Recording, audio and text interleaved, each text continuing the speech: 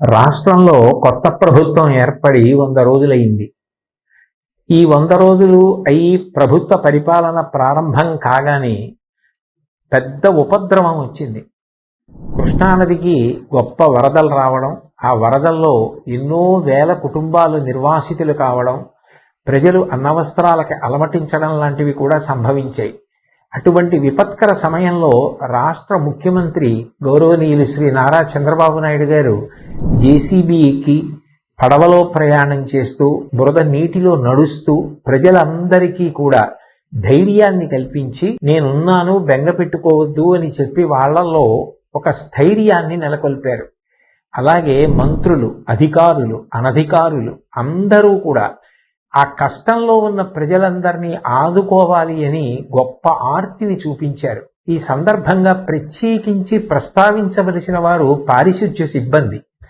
అనేక పురపాలక సంఘాలలో పనిచేస్తున్న వారందరూ కూడా విజయవాడ పట్టణానికి చేరుకుని అక్కడ అంటువ్యాధులు ప్రబలకుండా ఉండడం కోసం బ్లీచింగ్ చల్లడం లాంటి కార్యక్రమాలు నిర్వహించడంతో పాటుగా మంచినీటి సౌకర్యం ఏర్పాటు చేయడం, నిత్యావసర వస్తువులు అందచేయడం, ఇవన్నీ కూడా యుద్ధ ప్రాతిపదికన చేశారు.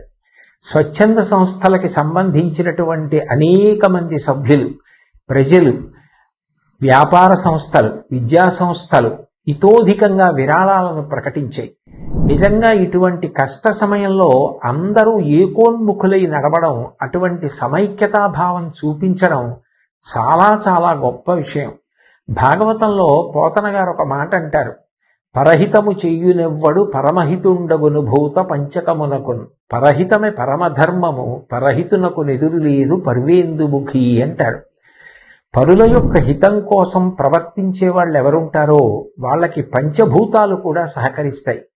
ఇటువంటి కష్టకాలం వచ్చినప్పుడు ప్రజలందరూ కూడా ఒకే త్రాటి మీద నిలబడడం, అంత గొప్ప సమైక్యతా భావంతో కష్టంలో ఉన్న వాళ్ళందరినీ ఆదుకోవాలని ప్రయత్నించడం చాలా చాలా గొప్ప విషయం.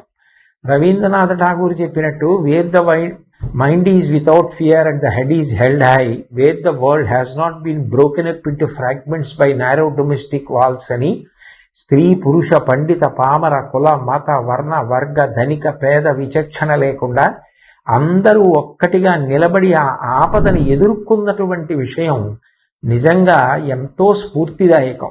రాబోయే కాలంలో కూడా సుపరిపాలన ప్రభుత్వం అందించడానికి, ప్రజలందరూ సమైక్యంగా ఉండి ప్రగతి బాటలో నడవడానికి కావలసినటువంటి మంచి బుద్ధి వైభవాన్ని పొందడానికి భగవంతుడు తన ఆశీర్వచనాన్ని అందించాలని, ఈ రాష్ట్రం బాగా వృద్ధిలోకి రావడానికి అది కారణం కావాలని నేను భగవంతుణ్ణి ప్రార్థన చేస్తూ, నిజంగా ఈ కష్టకాలంలో అంత గొప్పగా నిలబడిన అందరికీ నా హృదయపూర్వక నమస్కారాలు తెలియచేస్తూ సెలవు తీసుకుంటున్నాను. స్వస్తి.